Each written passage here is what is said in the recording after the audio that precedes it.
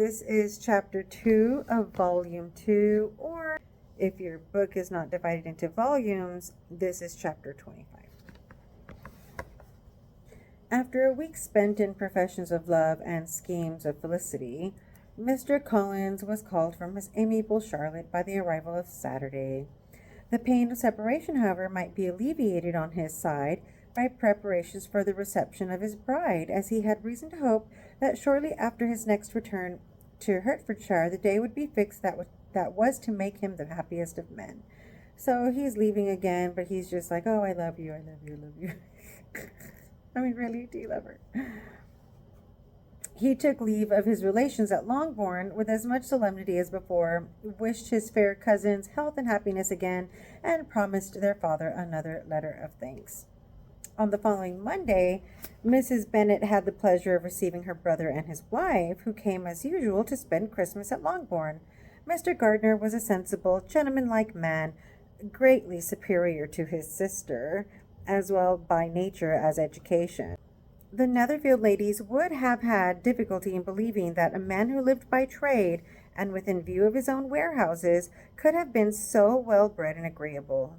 Oh, so maybe the Netherfield or the Bingley sisters should have just, given Mr. Gardiner a chance instead of talking so terribly about him before.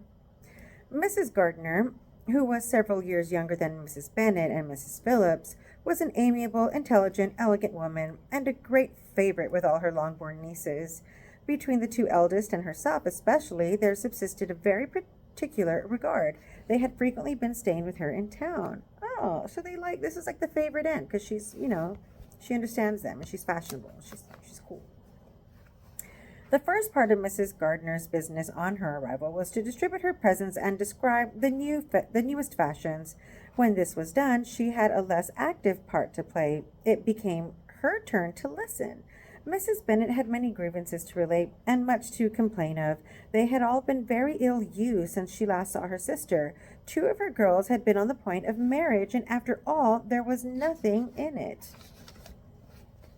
I do not blame Jane, she continued, for Jane would have got Mr. Bingley if she could, but Lizzie, oh sister, it is very hard to think that she might have been Mr. Collins's wife by this time, had not it been for her own perverseness. He made her an offer in this very room, and she refused him.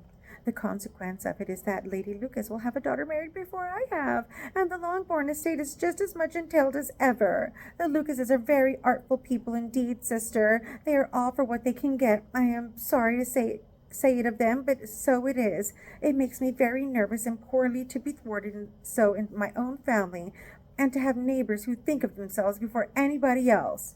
However, your coming just at this time is the greatest of comforts, and I am very glad to hear what you tell us of long sleeves.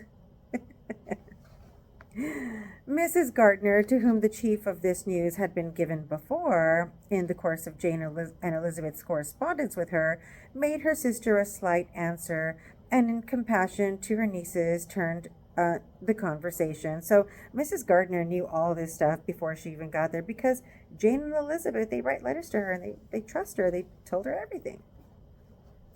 When alone with Elizabeth afterwards, she spoke more on the subject. It seems likely to have been a desirable match for Jane, said she. I am sorry it went off, but these things happen so often. A young man, such as you describe, Mr. Bingley, so easily falls in love with a pretty girl for a few weeks, and when accident separates them, so easily forgets her, that these sort of inconstancies are very frequent. So Auntie, Miss Gardiner is saying, that happens often, where guys think they're in love. It's kind of like a summer romance, and then winter comes around, they go back home, and they forget about their summer romance. It really wasn't a serious thing. Anyway, an excellent consolation in its way, said Elizabeth, but it will not do for us, for we do not suffer by accident. It does not often happen that the interference of friends will persuade a young man of independent fortune to think no more of a girl whom he was violently in love with only a few days before. She's like, no, that doesn't always happen to us. But that expression of violently in love is so hackneyed, so doubtful, so indefinite, that it gives me very little idea. It is as often applied to feelings which arise from a half-hour's acquaintance as to a real strong attachment. pray, how violent was Mr. Bingley's love? She's like, you know what? People say that all the time. Where, there was a violent love. She's like, are you sure? She's like, tell me more. I need to know more so I can better determine if this really was like a love, or was it just like a summer thing. I never saw a more promising inclination. He was growing quite inattentive to other people and wholly engrossed by her. Every time they met, it was more decided and remarkable. At his own ball, he offended 2 or 3 young ladies by not asking them to dance, and I spoke to him twice myself, without receiving an answer. Could there be finer symptoms? It is not general incivility, the very essence of love? She's like, yeah, no, he loved her. This is what he did. He ignored people. He was just, inattentive to other people. He even kind of was mean to other girls by not asking them to dance. I mean, he was the host. He should have danced with as many girls as possible, but he was just with Jane. Oh, yes, of that kind of love which I suppose him to have felt. Poor Jane, I am sorry for her, because with her disposition she may not get over it immediately. It had better have happened to you, Lizzie. You would have laughed yourself out of it sooner. But do you think she would be prevailed on to go back with us? Change of scene might be of service, and perhaps a little relief from home may be as useful as anything. So Mrs. Gardner's like, oh man, Jane was in love, and he was in love with her. Crap. And so she's like, wow, she may not get over it as soon as we'd like. So you think her leaving back with me to my place will help get her mind off of things? Elizabeth was exceedingly pleased with this proposal, and felt persuaded of her sister's ready acquiescence. I hope, added Mrs. Gardner, that no consideration with regard to this young man will influence her. We live in so different a part of town. All our connections are so different, and as you well know, we go out so little that it is very improbable they should meet at all unless he really comes to see her. So they're going back to London. That's where the Gardners live, but it's in a separate part of town than where Bingley is. So she's like, yeah, we're not going to run into him. We don't go anywhere. Our neighborhoods are separated. They're not close together. So if he were to run into her in London, it'd be because he's going there on purpose to see her. I don't know if that's going to help.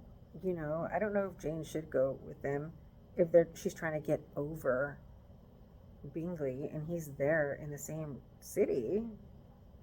I don't know. I think I'd always be hoping that we'd run into each other.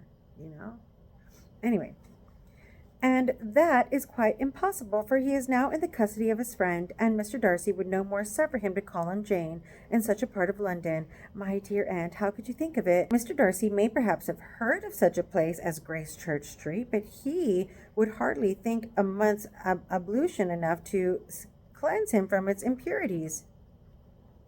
Were he once to enter it, and depend upon it, Mr. Bingley never stirs without him. She's like, oh yeah, no. Mr. Bingley is not going to go visit Jane. Mr. Darcy won't let him. There's just no way. So much the better. I hope they will not meet at all. But does Jane correspond with the sister? She will not be able to help calling. She's like, wait, but if Jane writes letters to the sister, maybe the sister's going to go see her, or maybe Jane will go see the sister. That's not good. She will drop the acquaintance entirely.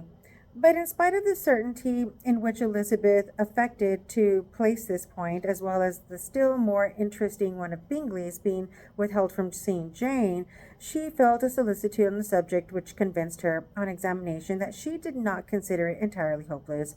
It was possible, and sometimes she thought it probable, that his affection might be reanimated, and the influence of his friend successfully combated by the more natural influence of Jane's attractions.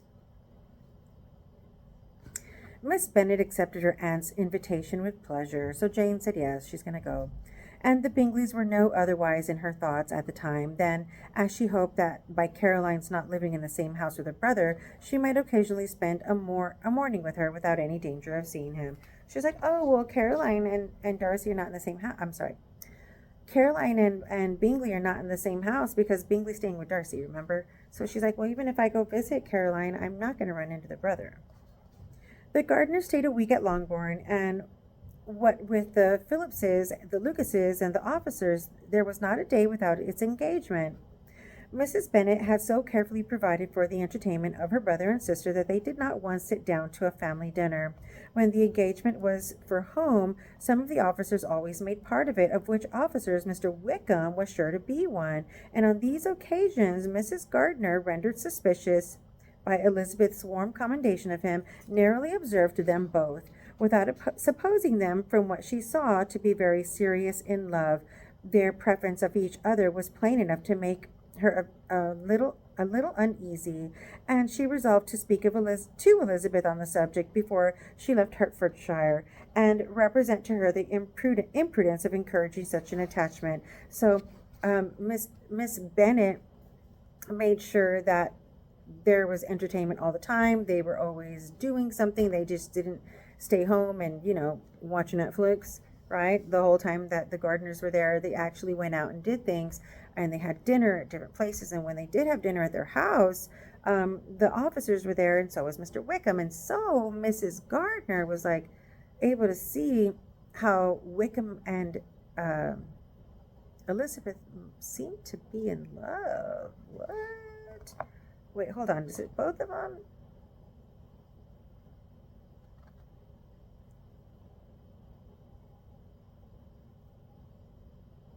Yeah, to be in love with each other. Yeah, she suspected them to be in love. So then Mrs. Gardner's like, oh, okay, well, I need to talk to Elizabeth then before I leave. And it actually says she wanted to talk to her about the imprudence of encouraging such an attachment. To Mrs. Gardiner, Wickham had one means of affording pleasure, unconnected with his general powers. About 10 or a dozen years ago, before her marriage, she had spent a considerable time in that part of Derbyshire to which he belonged. They had, therefore, many acquaintance in common, and though Wickham had been little there since the death of Darcy's father 5 years before, it was yet in his power to give her fresher intelligence of her former friends than she had been in the way of procuring. Mrs. Gardiner had seen Pemberley and known the late Mr. Darcy by character perfectly well. Here, consequently, was an inexhaustible subject of discourse. In comparing her recollection of Pemberley with the minute description which Wickham could give, and in bestowing her tribute of praise on the character of its late possessor, she was delighting both him and herself. On being made acquainted with the present Mr. Darcy's treatment of him, she tried to remember something of that gentleman's reputed disposition when quite a lad, which might agree with it, and was confident at last that she recollected having heard Mr. Fitzwilliam Darcy formerly spoken of as a very proud, ill-natured boy. So what this is saying is that Mrs. Gardiner, before she was married, she spent time around Derbyshire, which is where Darcy's estate is.